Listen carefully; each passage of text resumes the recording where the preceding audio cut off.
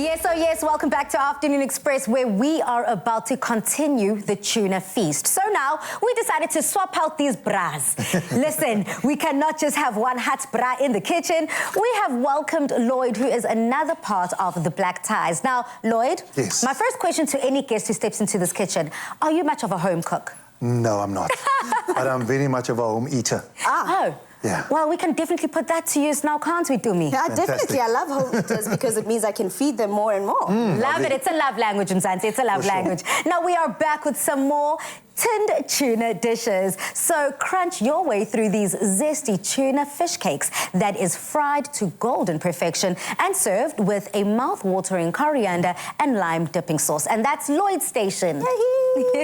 Let's do this. I think since he mentioned that he's not much of a home cook, maybe let's start with him so I can show you one or two things and then I can get into the actual recipe. You're good with that? Let's do that. Awesome stuff. So one thing that you're going to be required to do for the dipping sauce or for our coriander and lime sauce is to zest a lime. Okay. Now, everyone is in between thoughts of what you can do it. So I want to give you a bit of an upper hand, right? So to zest your lime or anything, all you need to do is just make sure, in this instance, I'm going to be using a lemon because I'm putting it in our fish cake batter or in our fish cake mix. And you'll be putting the zest and the juice into our blender over there. Sure. And it's quite a simple thing. Because you're blending or you're zesting into the bowl, you basically just make sure, as you can see, you're only getting the yellow part. You're not getting that white part in.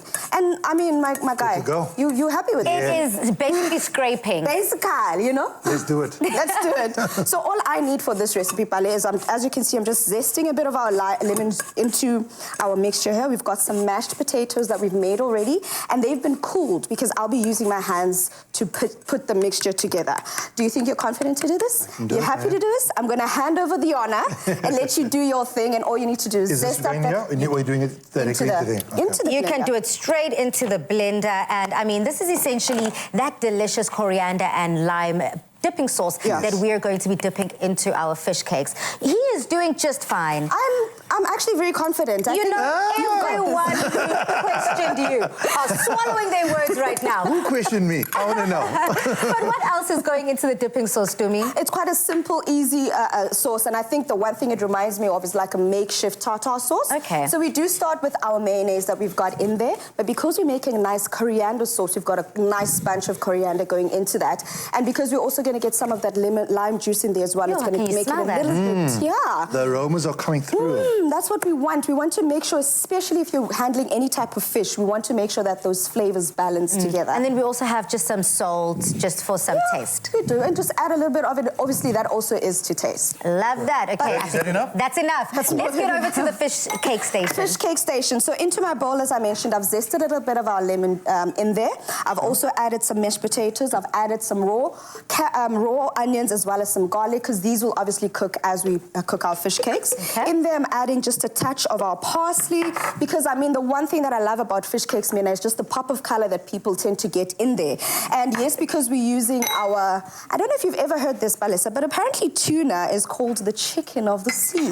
Yeah, I actually learned that in a very embarrassing way. I actually used to, I'm going to put all this mayonnaise. I like my dipping sauce mayonnaise. Come on now. I actually learned that chicken of the sea. I used to watch this reality show growing up on one of the musical channels, and it was Jessica Simpson and Nick Lachey, and she read on the packaging, chicken of the sea, and she trended before trending was even trending, because everyone was like, see, it's not quite legitimately chicken. But another fun fact about tuna is that tuna are carnivorous, so they actually eat other fish. Yeah. Oh, never knew that. Me too. And I'm loving the fact that we're focusing on tuna today, because a lot of times we tend to ask each other whenever we're making recipes, Ballies, which other fish would you use? I think today, I'm not even going to ask you to think about replacements. We're focusing on tuna today. It's all about the tuna. Fantastic. As you can see, our mixture here is come together, but we can't just put it on our hands just yet. Okay. Because of the fact that the potatoes have been mashed, so they're going to stick to our hands.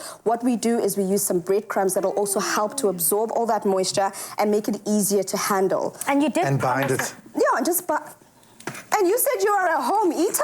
And I watch a lot of cooking shows as well. Oh, yeah. It is. It's a great binding agent. Yes. It's a great binding agent. And also, Tumi did promise us a nice crunch to these fish cakes. So that's also going to help with the crunch. Correct, correct. And so ideally, let's just say you've got a bit more time on your hands. Ideally, put this mixture into the fridge for at least an hour. So as you're making it, before you go into the frying part, put it into the fridge for about an hour, because what that does is it also brings it all together, makes it easier for these fish cakes as they fry to not fall apart in the pan. How hot is your pan? My pan is literally on medium, because what we want is we want to make sure that they've got that beautiful crust on the outside, and we also don't want them to disintegrate. The higher your heat, the easier it is for them to fall apart, and most people don't know that. Unless you've breaded them and they've got the breading on the outside, then that becomes a barrier. But in this instance, give them a nice medium heat, let them cook up. And just like that. Yeah, we're talking a lot here, my guy. I'm not seeing you doing your home eating stuff. So how's about a taste? Can I get involved? You can. Taste that. Whilst you taste, I'm going to blitz up this dipping sauce that you've already amazingly put together. It's my pleasure. And I mean, you gave me the easy job. You gave me the easy job. Oh, wow. How is that? Delicious. Oh, lovely. Delicious, right? A lovely consistency. Yeah, and if you want to, you could also add a bit more heat to this. Some chilies would go in there. If you want to add a bit of sweet chili to your sauce as well, just to give it a touch of sweetness. I mean, the possibilities are endless, but this is one delicious, easy recipe to make at home. Really And nice. just like that, I mean, Lloyd, our taste tester, our home eater, you're having the time of your life. I'm sorted, guys. You guys, go ahead. They must continue performing whilst you eat. Yeah. Faye. Oh, okay. You can stay with us. You can hang out with us. Am I supposed to share this? No, it's all for Can you. I go in? You Okay, can go in.